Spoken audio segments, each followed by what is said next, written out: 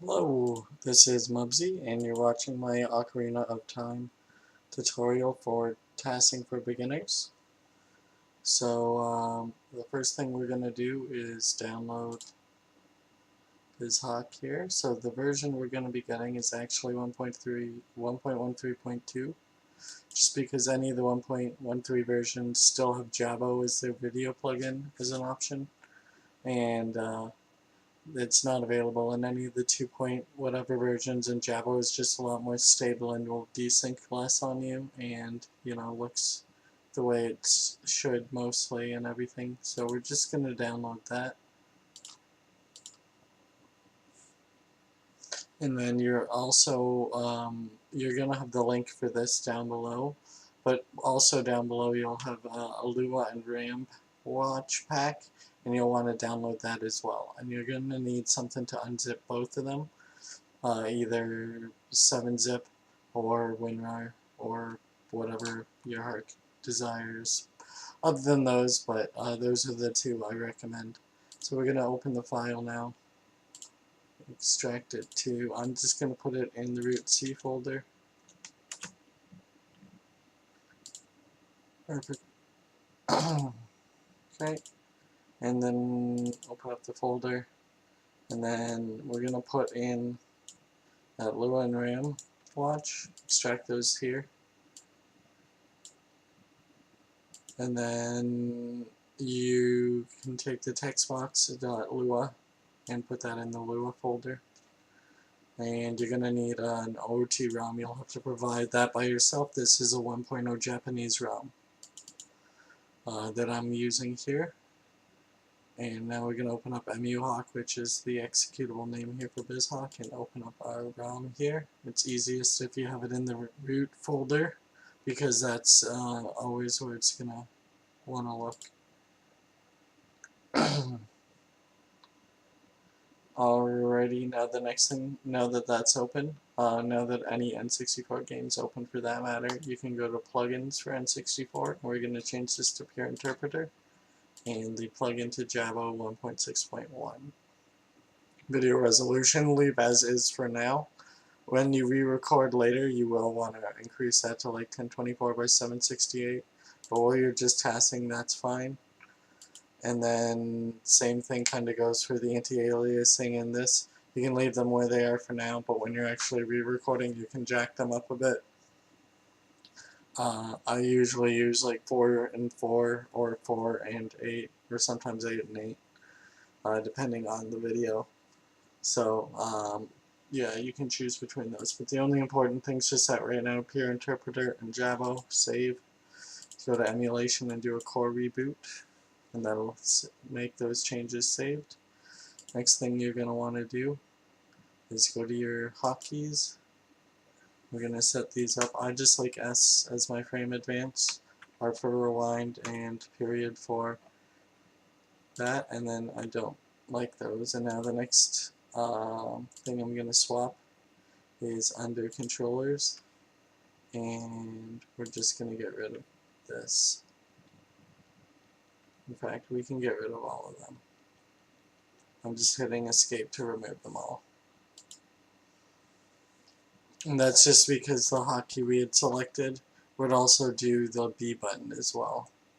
And the next thing we're going to be doing is opening TAS Studio from the Tools drop down. And all these windows will always go back to where you put them the last time, so find a setup that you like here.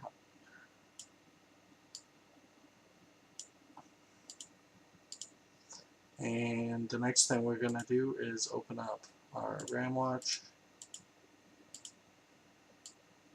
and our virtual pad.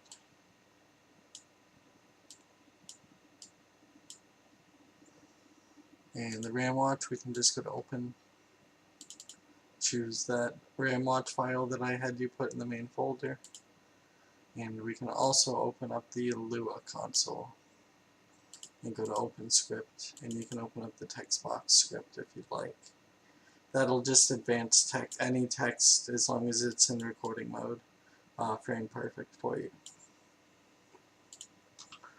Next thing you're going to do is go in here and go to Autosave, set Autosave interval, and we're just going to take that off by putting it to 0. It takes about 15 seconds to save when they're really large files once you've gotten towards like the end of your task, and you don't want to be spending 15 seconds of every 2 minutes saving. It's just overkill, so just save a bunch yourself. Or you can set it to about 15 minutes if you'd like, 10-15 minutes, somewhere in there. The other thing you can change is under player 1 here, I removed the D-pad buttons just because we don't use them. I don't recommend using reset or power either. You just want to keep the buttons you want. That way if you accidentally click one, it's not a big deal.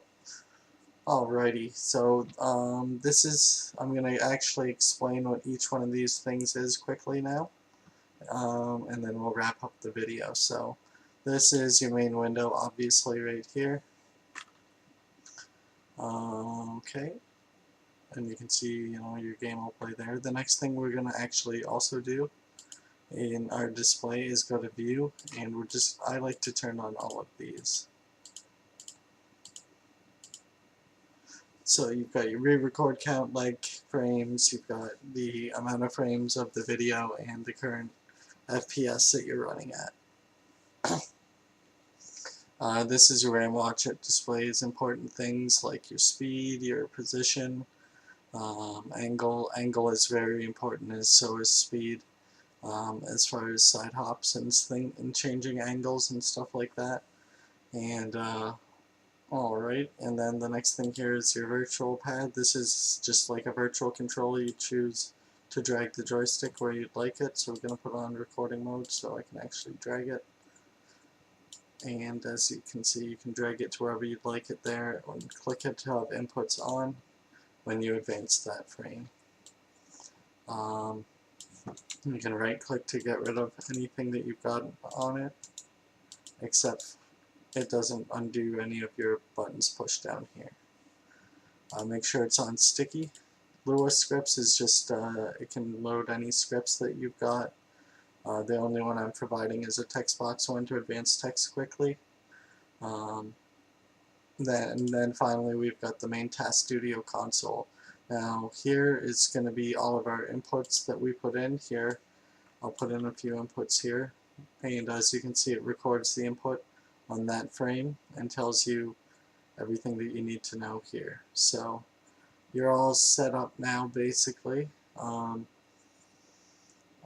Apart from that, you've got TurboSeek, which is going to allow you, if you're just scanning through, to go even faster. It just doesn't play any audio, but it'll go pretty fast. Follow cursor, I don't recommend having on unless you're doing frame-by-frame stuff, but if you're playing a video back, you definitely don't want it on. It creates a lot of lag, but it is handy to have when you're actually tasking. You don't really need auto-restore last position at all, and recording mode is what it sounds like. Anytime you have that on, then your inputs are actually read when you are recorded when you do that frame, as opposed to just playing that frame back. So that about sums up everything here. We'll cover everything else in part 2, but thanks for watching, and we'll see you there.